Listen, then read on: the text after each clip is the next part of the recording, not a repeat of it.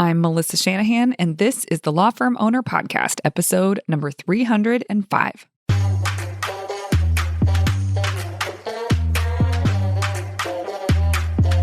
Welcome to the Law Firm Owner Podcast, powered by Velocity Work, for owners who want to grow a firm that gives them the life they want.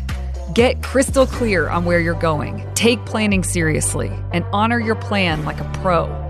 This is the work that creates velocity.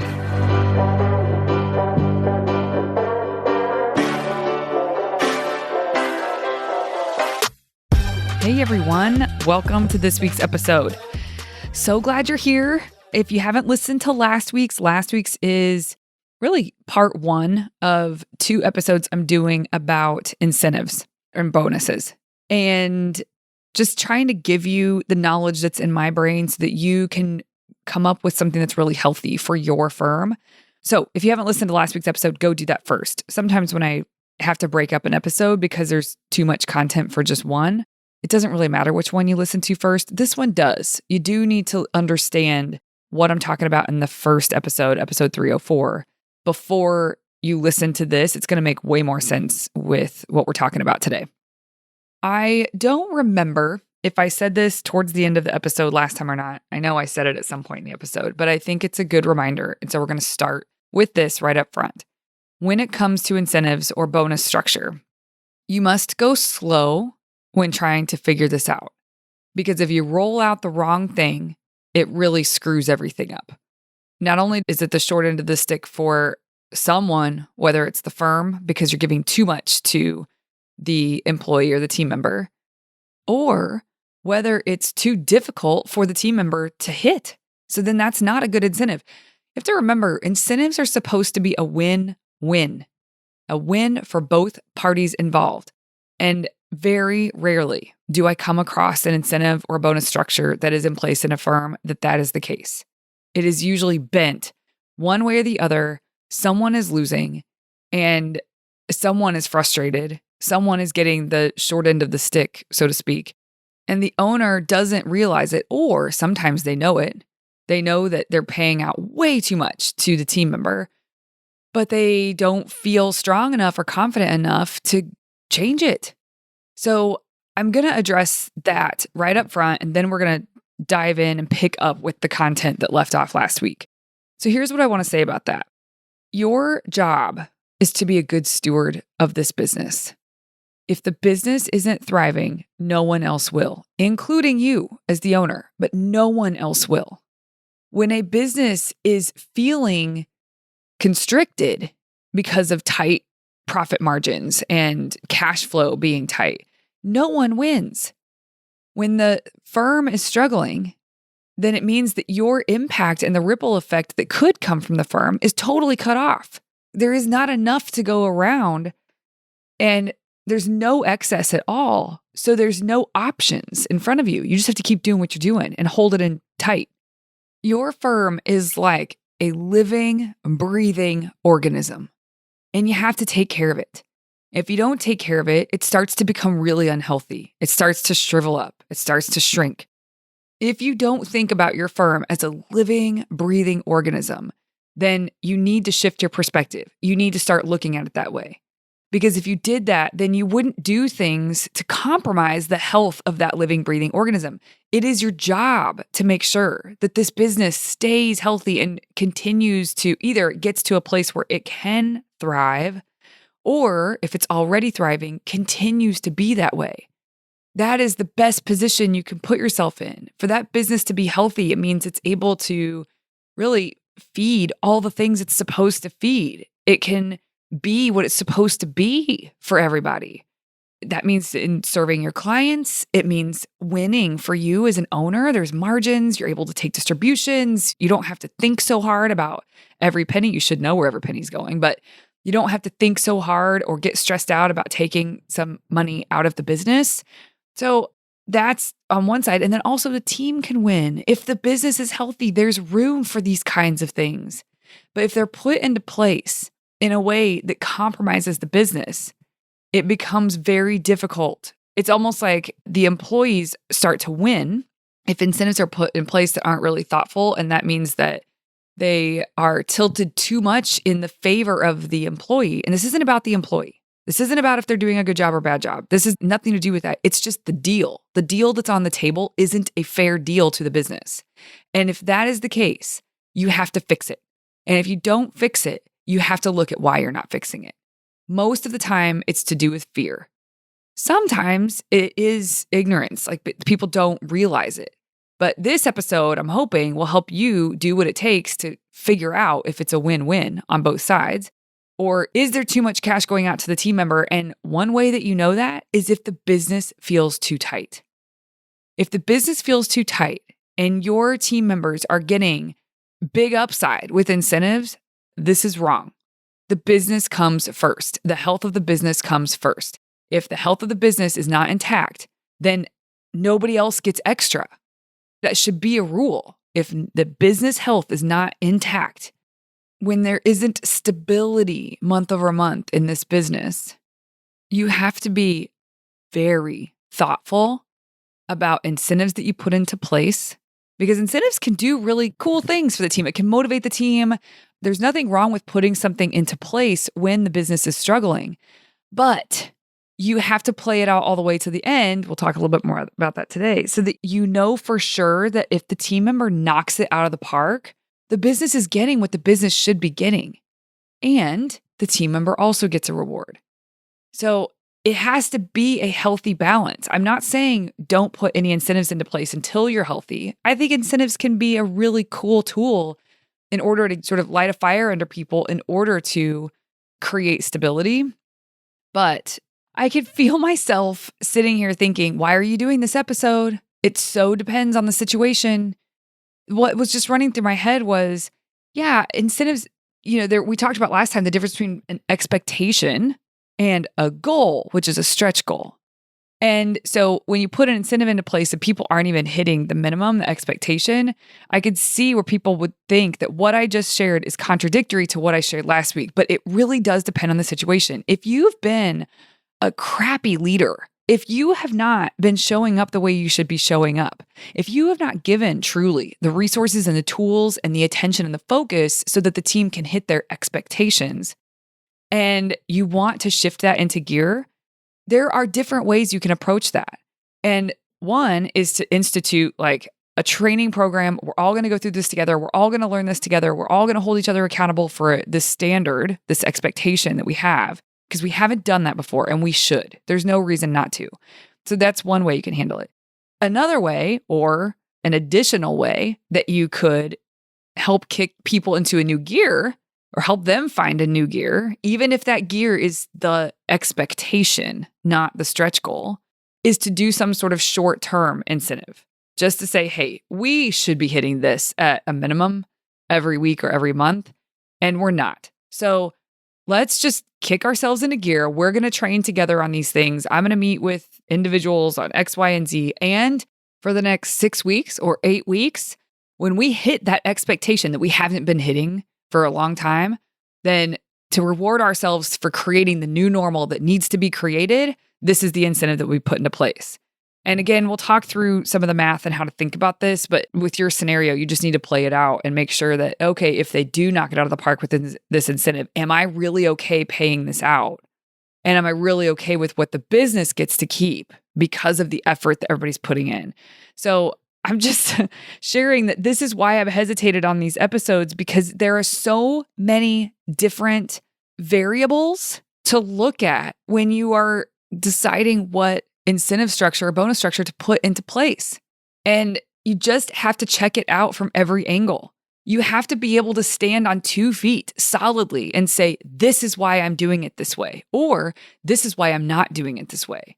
You need to be able to defend it, to argue it to the end, not just for the justification that is in your mind at the moment. No, play that puppy out and then be able to defend the whole journey, the whole payout. If they don't do well, what are you going to pay them out? If they do very well, what are you going to pay out? And what does the business get to keep in both scenarios? Does that seem fair? Does that seem healthy? And by the way, the business should keep most of it. It should mostly go to the employee. Are we helping the business thrive, or are we getting them to do what we want them to do, but the business doesn't get to keep the upside, at least not very much, not enough to make a difference, then that's not a good incentive plan.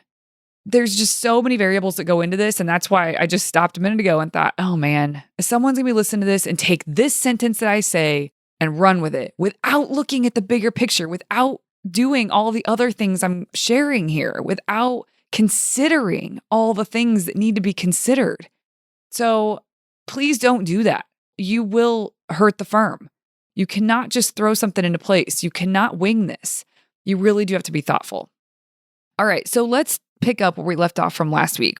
At one point in the episode, we talked about baselines and figuring out your true average, which I covered, and adding 10% to it, and that's the baseline. Well, here's what happens. Over time, baselines shift. Because if you remember, with the true average, it's the 12-month average of whatever number you are trying to incentivize. It could be number of new cases, for example. Let's just use that. You take the by month, you always look by month. By month, what is the 12-month average of new cases that came through the door? What is the 6-month average of the cases that came through the door? And what is the 3-month average of the cases that came through the door? You add those numbers up and you divide by 3. And that gives you a more fair look at the last 12 months and protects against anomalies or seasonal stuff where, one quarter is weighted heavier than another. Then, okay, so this kind of evens the playing field and really does get a better true average. So when you get your baseline, because it's the true average plus 10%, that's the expectation. We've done this in the last 12 months. We can add on 10%. That becomes the baseline. And then as we talked about last week, you can incentivize anything over the baseline. And that's because you're incentivizing a stretch. You're not incentivizing the norm. You are incentivizing a stretch. So what happens when the baselines shift? Because you set these, let's say you do the 12-month, 6-month, 3-month average, you get the true average, and then you add 10%. And then you put an incentive into place. And then next year, you do this calculation again, or you do it in 6 months, whatever. And everything bumps. The true average is actually higher now because people have been performing better. They've been hitting their stretch goals. So now the baseline is different. In the past, I've worked with many, many, many, many, many people that have operated this way. And what they run into is that they don't give raises. This is something that I would see so commonly. They don't give raises.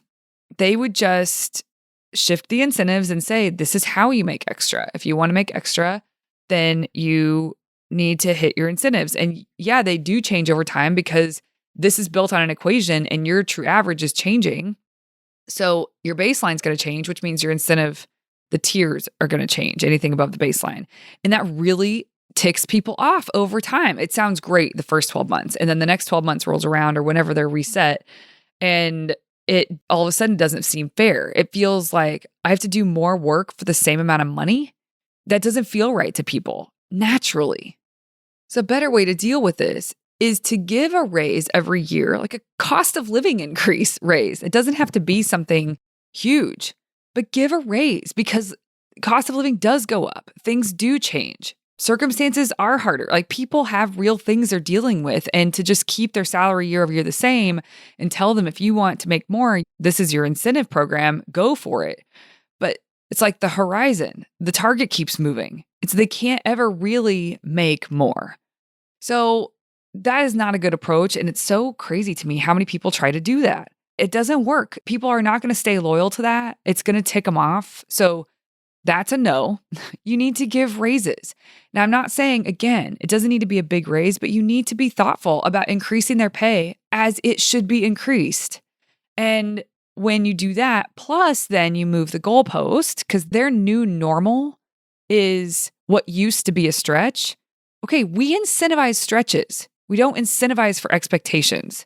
And creating new normals within the business is very healthy. Creating new normals in anywhere in life is very healthy. When you really strive to achieve something, a different level with something, and it is your new normal, that's awesome. It should be celebrated. And getting yourself there, there's nothing wrong with an incentive. There's nothing wrong with not having an incentive. I will say that. I just want everybody to hear me when I say that. You don't have to have an incentive program in order to create new normals in your business. That is not what I'm suggesting. But it is something you can do. And it is something a lot of law firm owners want to do, but you need to do it responsibly. So what happens with baselines shift and how to handle it? Your people grow. They grow their capacity, their abilities. Your business grows. And because of that, the baseline will grow. So what do? Number one, set expectations up front. This baseline reflects where we are today. If performance trends upward, we may adjust annually to keep the incentive meaningful. It's important to adjust the incentives to stay tied to stretch performance. And you can say that up front. You are incentivizing them for the stretch. You're not incentivizing them for normal. After you set expectations up front with this, you need to reevaluate these numbers and recalculate the baselines yearly. The only time you would do it sooner than a year is if it was decided ahead of time, and this shouldn't happen very often. It should happen at the beginning or when there's a really big change in the firm where you say, you know what, we're going to recalculate the baseline at 6 months because the numbers that they're starting with, if they're so low and the baseline is so low, then it means that those numbers really need to hit a healthier place for the business. And you don't want to pay out an incentive on something that it really should have been better from the get-go. But okay, here we are. We're going to set a stretch goal. You guys need to hit this. This needs to become your new normal. And if that new normal is just like what should be expected for the firm, this kind of goes back to what I was saying earlier, putting a short-term plan into place to just get everybody moving in the right direction and get them lined up with the expectation. That can be great. But that incentive plan can't be paid out for a full year. It's more of a short-term thing. It could be 3 months. It depends on the number. It depends on how hard it is. It depends on what's going to have to happen in order for them to really stretch. But shorter term, if you are starting really low and there's so much room for improvement and it's not going to take a lot to move the needle, I would not put anything into place for 12 months. It needs to be shorter term. Now, if it's like, hey, we're doing pretty well, let's see what's possible here. We calculate the baseline and we have some stretch goals above the baseline, then 12 months is fine. It's totally fine. But it really just depends on where you're starting from. If you're starting from a very dire place, do not put a 12-month plan in and pigeonhole yourself into having to stick to 12 months right up front. So generally, you want to recalculate the true average and recalculate the baseline yearly, unless there is a scenario like I've been speaking about. But you only adjust the baseline at planned intervals. You cannot adjust the baseline because you feel like it or because you're noticing how well everybody's doing. You have to say up front. You have to decide ahead of time when you are going to adjust the baselines, period. That will create a lot of tension amongst your team. Like they have this goal post that they can see and they're stretching for. And if they are really proud of themselves for hitting it and you feel like they hit it too soon, and so then you take it upon yourself to recalculate the baseline and roll out a new incentive plan, that is not going to go well. So you have to set expectations about when you're going to recalculate the baseline and set a new incentive in place. Other than that, it's just about communicating openly. This is on facts, not feelings. Feelings would make you move the goalpost before you said you were going to. So no, we don't do that. We stick with the plan. You make a plan, you honor the plan. And the only way that you should feel comfortable rolling out this plan is if you have played this all the way till the end, which we'll get to talk more about in a minute. But just be clear that when you're resetting a baseline, this isn't punishment. This is celebration of growth. Like we have a new normal in our firm and you've raised the bar. This is a great thing. Now we're adjusting so that the incentives stay tied to stretch performance. That's the main key. And every year we like to suggest doing the annual reviews at their workiversary, not at the turn of the year. You know, a lot of people do their end of year reviews and raises and bonuses in December or January. And that's hard on cash flow, really making it around everyone's 1-year anniversary or their anniversary mark is a better way to go. And it helps spread the load for the firm when kicking up pay. So you can give cost of living raises at the year. And that's a great time. If it's an individual incentive, it's a great time to roll out an incentive plan to them.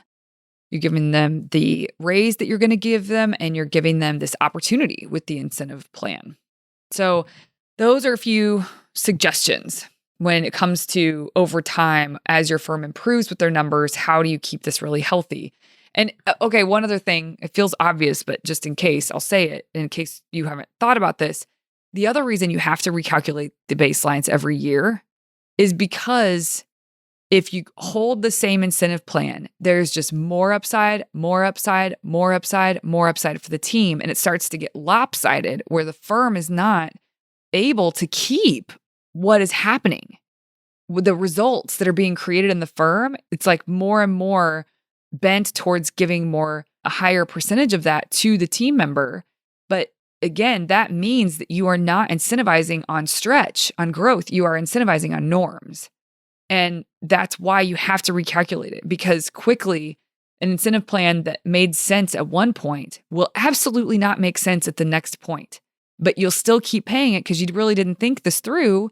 You didn't have a plan for this. So you just keep having the same incentive plan, even though the numbers keep creeping up and creeping up and creeping up. And the baselines are higher and higher and higher. And the same deal is on the table. So they're getting more and more money. That is a no. You have to be willing to recalculate these once a year and reset. And if you don't, you are going to wind up in a situation where the firm is being more and more suffocated and the team members are winning more and more. That's not a win-win. That's a win-lose. So we have to find that balance and keep the balance over time of a win-win when it comes to incentives. All right, we're going to talk about how to set up incentives responsibly.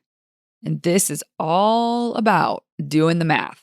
For those of you that say, I hear this from you guys, math is not my thing. I don't like math. Math doesn't like me. I don't like numbers. This is why I went into law. Listen, you're a business owner. And the more you keep talking like that, the more it reinforces the distance between you and understanding numbers. You need to understand some numbers. You don't have to be the one that always calculates everything, but you need to understand numbers and the impacts of the numbers in the business.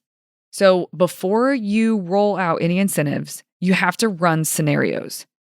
The questions I always ask is, what if they crush it? What if they knock it out of the park?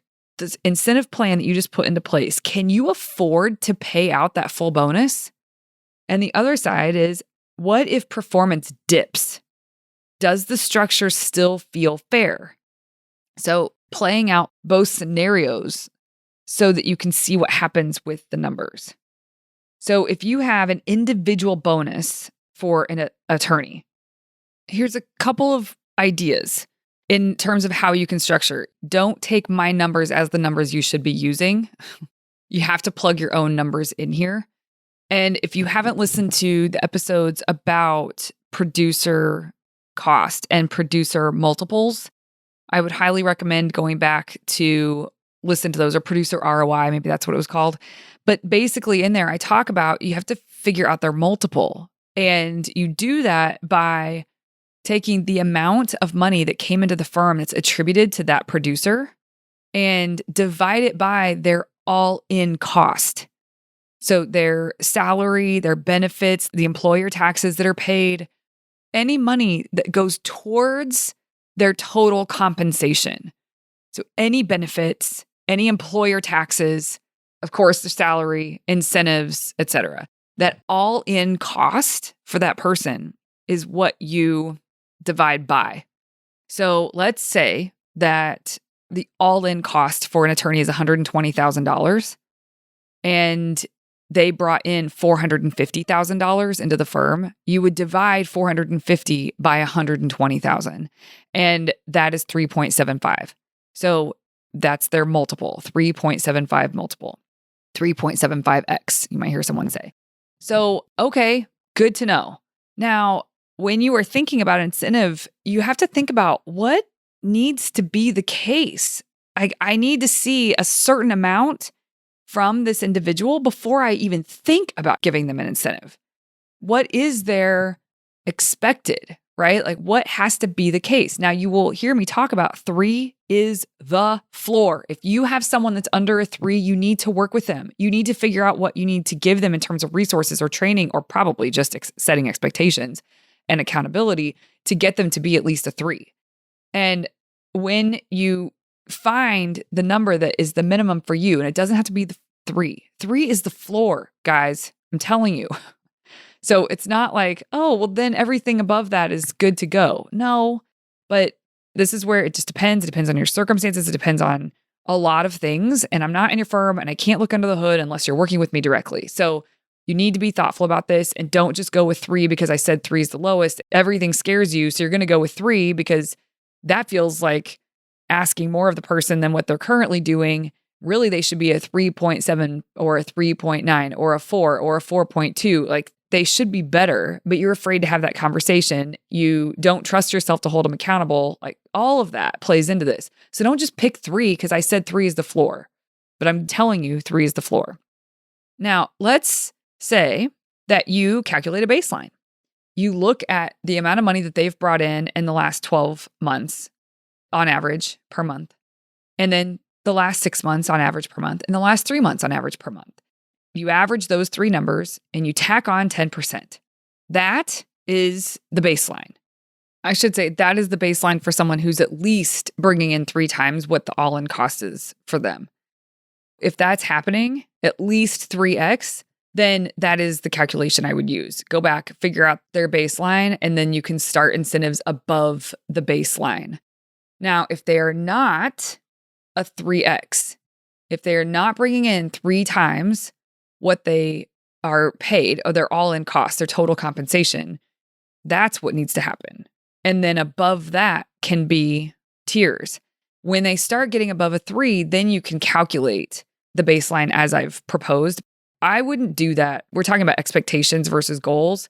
They need to reach a certain expectation. If you want to put a short-term incentive in to get them cruising, to get them into a new normal that produces in a way that is healthy for the firm, then that's fine, a short-term incentive to really get them going.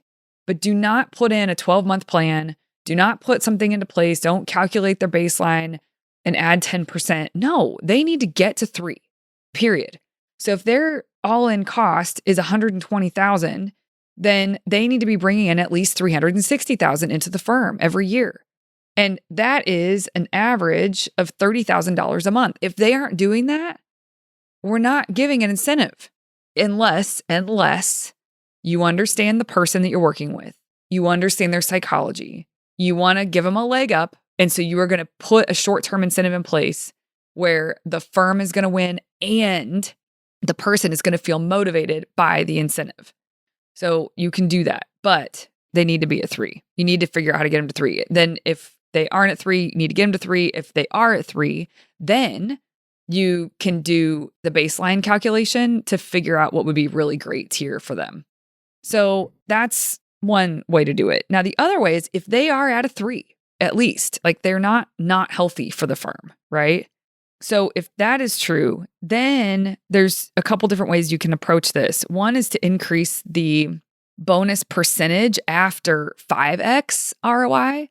So let's say, if their all-in cost is $120,000 and you have an incentive plan into place and there's some tiers, but after they hit 5 times what their compensation is, then they would get additional bonus. So that would mean that they're bringing in $600,000 that's attributed to them because of their billable work, their time on these cases, or if it's contingency fee, the fee that gets awarded to them. Although you got to be careful because that $600,000 isn't just on the attorney. It's also on other producers that are contributing to that. So in flat fee, you have to think about this too.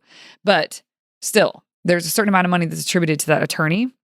And so after they hit 600, then maybe you can give something more. Like they are knocking it out of the park for you, so you're willing to go up. So maybe they get 10% of everything that's collected over $600K in a year. That's a huge win. So they have baselines and they have tiers set up for above the baseline. And then once they hit a certain threshold, then you're willing to give a percentage of what's collected above that threshold. And you could do that after a 5x multiple and feel pretty darn safe and great about it. Now, I sort of skipped between, like, when you set the baseline, what does that look like? I have always been a fan of a dollar amount, not a percentage, tied to those first levels that they could reach with incentives. So let's say their baseline is $33,000 a month. Like their true average was $30,000 a month, but you're going to add 10%. We don't incentivize for normal. So they have to hit at least $33,000 a month in order to be eligible for an incentive. That's $30,000 a month plus 10% of $30,000 a month is $33,000 a month. Okay, so let's say that's the baseline. Now, having tiered structures with dollar amounts attached to each tier is a great way to go up to a certain point. And you could just stop there. I gave the idea of once they're above a 5x, whatever that number is, then maybe you kick in and it's like a 10% of all collections above their 5x. But the tiers that I'm getting ready to share that are right above the baseline, those are the most important to nail down. And having dollar amounts attached to a tier instead of a percentage attached to the tier can help. It can be protective for the business. It's much more predictable when they hit a range that they're getting a certain dollar amount instead of a percentage. And you can still do it in a great way that feels good to the team member. So let's say that maybe the first tier is $33,000 to $38,000 in a month. And if they hit within that range, let's say as an example, they get $650 extra in incentives for hitting that range. Now, you could calculate what the percentage is on that, but it's more about stopping and thinking like, okay, if they hit $33,000, they are beating what their norm was. That's the baseline, right? It's the true average plus 10%. So they're already doing 10% more than what their normal was. So that's good. Like if you want to reward that behavior, that's good. Now, if they brought in 10% more than what they used to do, all the way up to, let's say, $5,000 more in a month, then if they're somewhere in that range, they're getting $650. That's the deal. If they are between $38,000 and $1, I'm pulling these numbers out, but this is something that I would play out in a spreadsheet to see what I think. Then $38,000, $1 up to $45,000. If they collect that in a month, they get an extra $1,000, not $650 plus $1,000. They just get $1,000 for hitting that tier. So the tier that they hit is associated with a dollar amount, and they get $1 amount. And it's associated with the tier that they hit. I'm making sure that I say this so that you guys don't think, oh, well, they blew by the first tier, so they get $650, plus they get $1,000 because they're in the second tier. No, they just get $1,000 because they hit the second tier. So you can imagine if they did this every month, they'd get $12,000 extra a year. You may not like this. This may not make sense for your firm, these exact numbers, but that's why I hesitate on doing these episodes. You have to play around with this. And the way that I like to do it is to put it in a spreadsheet and say, okay, this is their total pay, their total compensation. This is what is their baseline. And I'll put that number in. So in this case, it was $33,000. And then I'll have the next column will say, if they hit this tier, they will receive $650. Like that's what I'll try to put in. I would test it in the spreadsheet. So $650. And then next to that, I would put, what does that make their total compensation? And then next to that, which you could just make one column that calculates the multiple, I would calculate what the multiple is, what it would be if they hit on the bottom end of that and the top end of that range that you're giving them. And just put those numbers there so you can see, oh, okay, that means that they were this multiple. If they are to hit this tier in that month, they would have been this multiple on the low end, this multiple on the high end. Okay, and then if they hit this tier, tier 2, which is between $38,000 and $45,000 a month, then this is what their total compensation would be for that month. And this is the multiple that would mean for the month. So I would play this out and just make sure you're protected. If it starts dipping the wrong way, if your numbers don't play out and where, they were a 3 on the dot and now because of the incentive, they're actually 2.9 now or 2.8. Nope, that doesn't work. It's not good for the firm. That means you're dipping in territory that it's no longer a win because the multiple is going down for the firm. You need the multiple to continue to raise as they get incentivized. I'm hoping this makes sense. So that's what I mean by do the math, play this stuff out. And I'm giving you one scenario of the type of incentive you could put into place, which is you calculate their baseline and then you set up tiers with a dollar amount to a dollar amount. And if they hit in that, then they get this dollar amount. It's a flat fee. That is one way to do it. Now you could do that all the way up until it's 5x. So in this case, if they are making $120,000 a year as their like all-in compensation before incentives, right? This is before incentives. Then that would be $600,000 in a year. Production would be 5x. Except here's why I told you in the spreadsheet, if they hit this tier, this is what their compensation becomes. When you calculate that multiple, you just need to make sure that it's healthy. But as they earn more, it's harder for them to hit 5x because they're earning more. Their all-in cost is going up as you're paying out incentives. Do you see? And it's a win for everybody, so it's not a problem. They can't just hit 600K anymore because on the way to 600K, you have said you're going to reward them for tiers that are on trend for more than their baseline. So you're giving them more money to go above and beyond what their norm used to be. And when you do that, it means that you're paying out more. So that's why in the spreadsheet, if you can have their compensation, total compensation, and then what's expected out of them, right? Then you could do the multiple. What's expected is $33,000 a month based on what we've talked about. So then you do the multiple on that, and it's 3.3. That's the multiple. If they hit their baseline and this is what their compensation is right now, that's a 3.3. Okay, but now if we put in this incentive in place and we say, okay, but if they hit somewhere between $33,000 and $38,000 in the month, we're going to give them $650 on top of their regular compensation. So then for the month, because it was $10,000 a month, you were spending or investing in that producer, but now you've added $650. So if they hit that tier, you're going to be paying out $10,650. And they fell in that tier, right? That $33,000 to $38,000. Let's say they hit $35,000.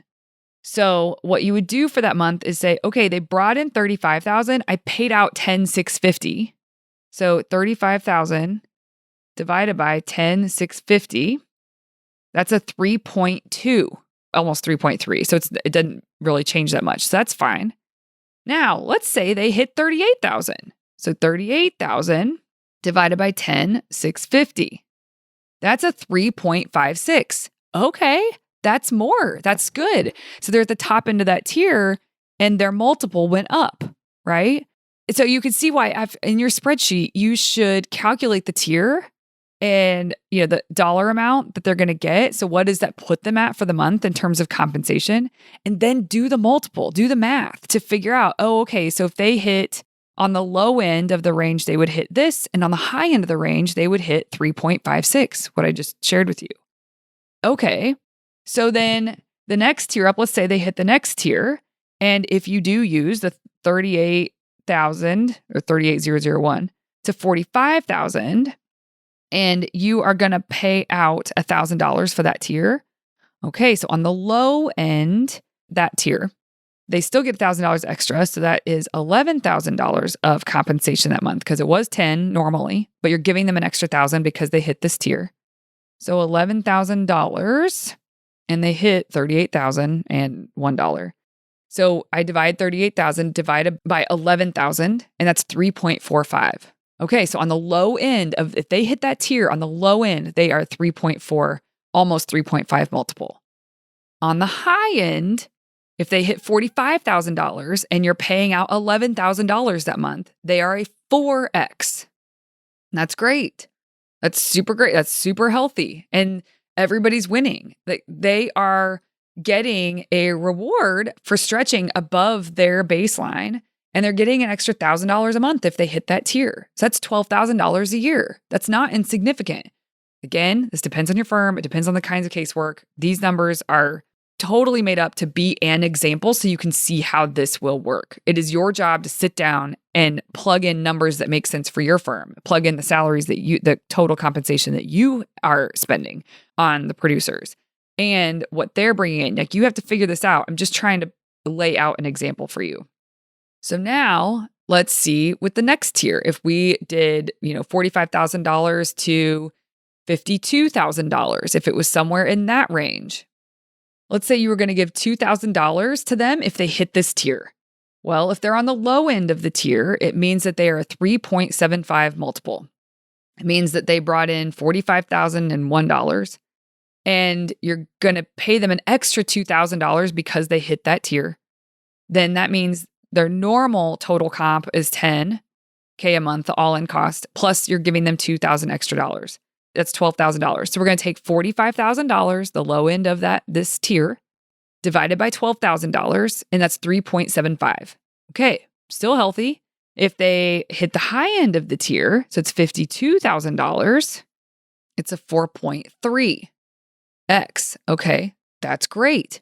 So you can see how you keep going up in these tiers, and where people start to make mistakes is when they don't keep a watch on the multiple as the numbers trend upwards, and they're paying out more and more and more. And so they're driving that person's multiple down because of the deal that's on the table. And so if I didn't do it this way, if I didn't calculate the multiple that they're at every stage and what that means at every stage with their incentives that are going out, I could easily get myself in a situation where the payouts are way too big to the team member. And it's just because we didn't do the math along the way. We didn't really play out the scenarios all the way to the end.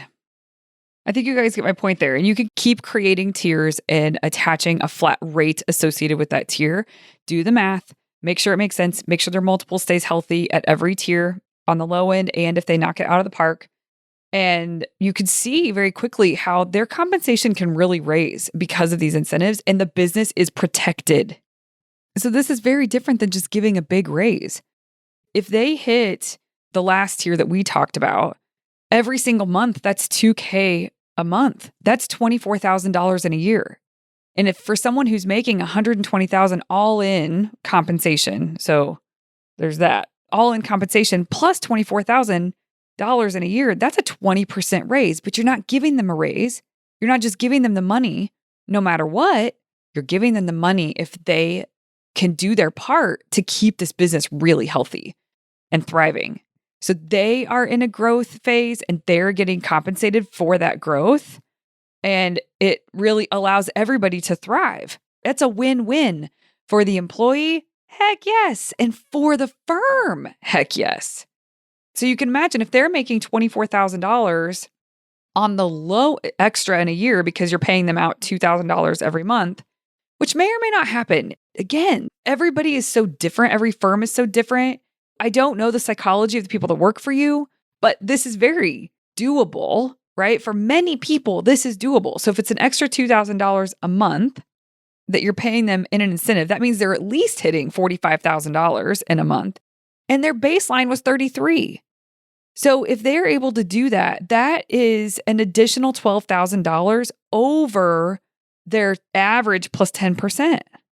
So if they're hitting $45,000 every month, and so they're eligible for that $2,000 incentive, that means they're bringing in at least, this is on the bottom end, at least $144,000 more dollars that year than their baseline. And you are paying out $24,000 to see that $144,000 come in. You are rewarding, giving an incentive of $24,000 for that. It is a win. That is not insignificant to the attorney. So it is significant for the attorney and it is significant for the business. It is a win-win. And so if they were able to do that, they are bringing into the firm for the year $540,000. And you're paying them $144,000. And that's a multiple of 3.75. That's great. You can adjust these numbers so that the multiple is 4 or 4.2 or whatever makes sense. It really, really depends on where you are, the type of firm you have, etc. But it just doesn't really matter as long as it's healthy, right? As long as it's healthy and people don't stop to check to see if this is healthy. They don't check the multiple. They just shell out cash. In their head, cash is coming in. I'm happy to pay them cash. Yeah, but you're not thinking this all the way through. You have to do the math. And I know it's not fun. I know a lot of people don't like it. It doesn't matter if you don't like it. You will do harm to the firm if you don't play this all the way through. I should say one more thing. The reason I like this dollar amount for the tier, not a percentage, is because they can really go for a tier. Like going for that tier and hitting it is so great. There's something motivating about it. People around them, you can rally around them. Like you're going to hit tier 2 this month. This is incredible. Good job. Let me know how I can support you, etc. Like there's something about hitting that next level. So that's why these can be really motivating and really fun. And they have control over it. They can exercise as much as they can in order to be in line with it, which is really cool.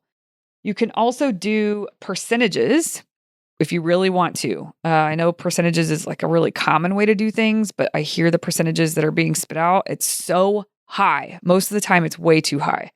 You could say for, again, someone whose total compensation is $120,000, you could say, okay, they need to be at least, hitting 360 or 375. You could decide the floor.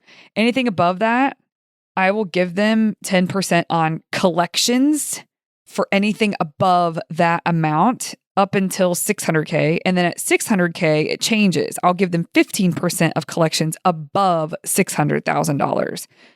You can do something like that, play that math out until the end, see if that feels appealing. Does it feel like a win for both parties, not just one party? Again, I don't love the percentages. It's almost like a commission or something. Like there's just this expectation of money coming their way if they're above a certain amount, and it's just percentage based. Like entitlement happens more of the time with percentages than it does with tiers and flat fees associated with the tiers. We could dig into why, in terms of psychology, it is true. I see it all the time. So I don't like percentages in this way.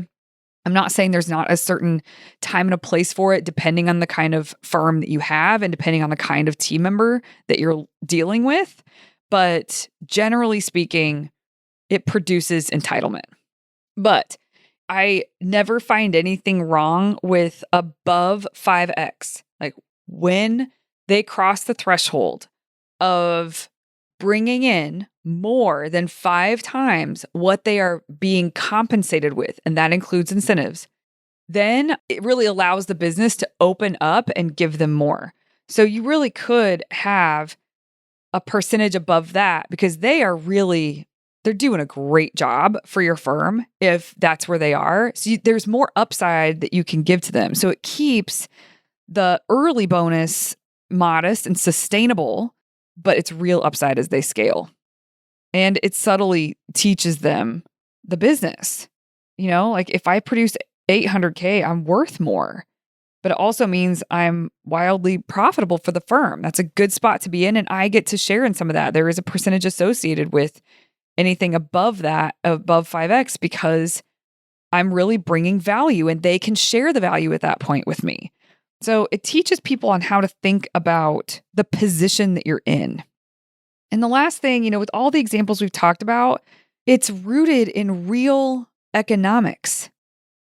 After they cover 3x, 4x, 5x of their cost, the margins widen enough to justify a higher reward. And so, I'm a fan of the tiers with the flat fees, but however you stack this, that's true. When they are not producing at least 3x, there is no chance that your firm feels a bunch of breathing room inside in terms of the health of the business. For sure, cash flow feels tighter than you want it to. Your profit margins aren't as high as you wish that they were. Like that's what happens when people fall below a 3. Above a 3, you start to actually feel breathing room. 3 is sometimes people don't feel it there, but it certainly can't happen below a 3. But typically 3 and up is where you start to really feel like, okay, Now we can do things that we want to do. We can set aside money for savings. We can invest in this new team member that we've needed. It would just been too tight to get them. And so it's like everything opens up for you. You can do these incentive plans, right? So it's just important to play the math out all the way to the end.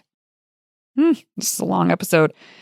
Okay, so closing things up. I'm hoping this gave you food for thought. I hope this helps you realize where you are with things, whether you are involved in an incentive plan right now with your team members, it's just not working for the business and you need to figure that out. You need to push a reset button because it's going to be so hard to climb out of whatever hole is being created with this. Or whether you wanted to put an incentive plan in place, but you're unsure how to approach it, it feels too messy. Take your time with it. Don't just rush into something. Really use this episode to you can listen to over and over again and just kind of think about your own situation. Think about how you would set up the spreadsheet and use this. Use this as a tool, as a voice of reason, so to speak. Really do the math and make sure that your business is protected, that it's a win for the business and a win for the person that's involved with the incentive. And remember, just like we talked about last week, you can do group incentives, you can do individual incentives. You can do a combination of both. But I mentioned this last week and I thought about it more after the episode. So I'm going to just mention a couple things here. When the team is smaller and everybody is really working together to make results happen, a group incentive can be great when the team is tight and everybody is like playing hard on the field. And then as you go along and as growth happens, it typically makes more sense to branch out towards individual incentives. And part of that is because as the team grows, sometimes things can be more watered down, even if you don't want them to be. There may be a team member that's not pulling their weight as much as others, and that can create resentment. But also, people have direct control over very certain things, and you should incentivize them on those things that they have direct control over, not just when the team wins, we win. One of the firms that worked so hard on the incentive structure that I told you about, what they realized is they had a whole firm incentive. Everything needed to be hit in order for this incentive to be paid out. There's details there, but that's all you need to know. And what they ended up doing was breaking it up by department. So if this department, if they hit their numbers, they get their incentive. Not the firm has to hit the numbers, just that department has to hit the numbers. And that is really invigorated the team, and they could see control, they could see their path to being incentivized no matter what the other departments are doing. And then what they have realized is they actually think that the next time that they make adjustments to these incentives, they're going to do it individually, not by department. So you could see how the bigger that you grow, the more it might make sense to get more individualized. Or the smaller the team, the more it might make sense to have a group incentive. But that's the beauty of this. Like, these things have to morph. They have to change. The mindset and psychology changes as the business grows. The set of circumstances changes as the business grows. And so if you aren't in tune with that and you just stick with what you've always done, you'll start to feel something go wrong, whether it's an attitude problem from the team or whether it is frustration because people aren't carrying their weight. Like, it'll start to fall apart. So you have to really be in tune with it the entire way. And I think we should end on, like, the last thing I'm going to say is that what you incentivize will multiply. And how you incentivize will determine if it multiplies or not, because it should. It really should. Incentives are a leadership tool. They tell your team where to focus. And healthy incentive structures don't just drive performance, they build a stronger culture. If it's an unhealthy incentive structure, the opposite will occur.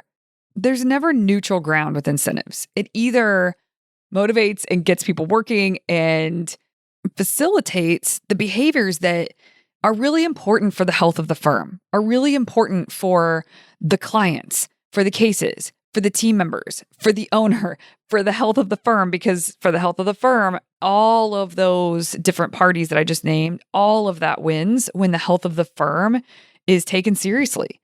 And incentives can be a really great way to do that. So healthy incentive structures. And that's why I tried to do these 2 episodes, is to give you a read on healthy. What is healthy? How do you know if it's healthy? And when you put these things into place, if people have a certain attitude about them, if there's a vibe that's not good, one of my favorite quotes is, where there's tension, there's a missing conversation. So what conversation do you need to have? And be open and be supportive. Be a true leader in those scenarios to find out what's not sitting well here. Like, why is the attitude here? These are put into place for all the right reasons. If you're having barriers getting to those levels and being able to reach your incentives, how can I help you? Because this is possible. I've played it out. We're doing it based on growth. 10% growth is where it starts from what your normal is. So what can I do to help you? Or if they aren't even at 3x yet, not all incentives are tied to producers. There's other incentives in the firm that can make sense. But if it's a producer and they're not at 3x even, then have that discussion about what is it going to take to hit the expectation of being here. And part of that may be because you didn't set expectations prior, but now here you are, and you have a chance to show up for this business in a way that's going to serve everyone in the long term. So it's having an uncomfortable conversation, experiencing discomfort now for the long game, for what's best and healthiest for the firm. Don't avoid that. Where there's tension, there's a missing conversation. Have the conversation and be supportive in it. What do they need in order to knock their job out of the park? Because you are down and you want to help them do it. You want to see them reach these incentives. You want to see them thrive because because of the way that you've put this incentive in place, it also means the business is thriving, which means that your clients feel that. There's a ripple effect to that. And you will as an owner as well. You can do things and invest in your team and beyond.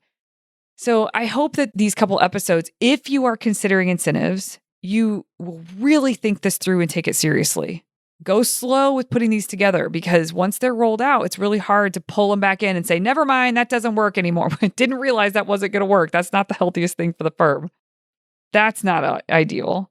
And also just remember, you don't have to have an incentive program in your firm. You don't have to have it set up. You can, but approach it slowly.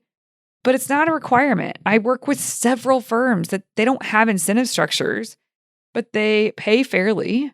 And it does make sense from a multiple perspective. People are happy and thriving, and there's no incentive structure. So you don't have to have it. But if you're considering it, I'm hoping that these 2 episodes help a lot. And remember, too, I think some of the reason that incentives that I see that are so unhealthy is because people came from big law and they're putting big law types of incentives or incentive structures into place. You are a small business. You are not a big law firm. You are a small business. You have to be smart, be fair, be clear, and plan for sustainability. And putting in a structure that worked for a company that's much larger into a small business, it's not going to go well. It doesn't fit. Different structures will fit at different phases of your business and with the growth of your business. So be responsible with that. Don't just take what you see someone else has and put it into place. No, you have to do the math all the way through and figure out what makes the most sense for where you are, where your team is, and where the business and the health of the business is. All right, everybody, have a wonderful week. I'll see you here next Tuesday. Hey, you may not know this, but there's a free guide for a process I teach called Monday Map, Friday Wrap. If you go to velocitywork.com, it's all yours. It's about how to plan your time and honor your plans so that week over week, more work that moves the needle is getting done in less time. Go to velocitywork.com to get your free copy.